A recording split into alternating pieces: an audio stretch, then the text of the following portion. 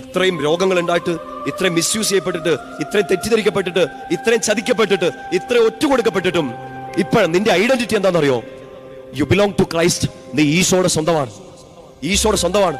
ഈ തോറ്റു കിടക്കുന്ന നീ, ഈ ചതിക്കപ്പെട്ട നീ, ഈ പ്രാക്കും ഈ ശാപവും ഒക്കെ കെട്ടിയ നീ ഈശോയുടെ സ്വന്തമാണ്. ഈശോയുടെ സ്വന്തമാണെന്നുള്ള തിരിച്ചറിവിൽ നിന്റെ മുമ്പിൽ ഇനി ഒരൊറ്റ കാര്യമുള്ളൂ.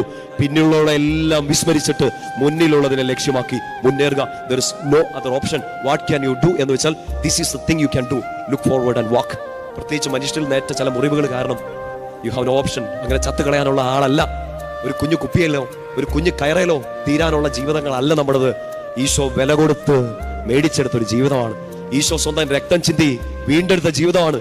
അവൻ നീതീകരിച്ചൊരു ജീവിതമാണ്. നീ പാപിയായിരിക്കും, നീ എത്ര തല്ലിപ്പൊളിയായിരിക്കും, അവൻ രക്തം ചിന്തിയത് നിനക്ക് വേണ്ടി കൂടിയാണ്. നിനക്ക് വേണ്ടി കൂടിയാണ്. ഈശോ വില കൊടുത്ത് മേടിച്ചൊരു ജീവിതം കളയാൻ നമ്മളെ കൊണ്ട് പറ്റില്ല മക്കളെ.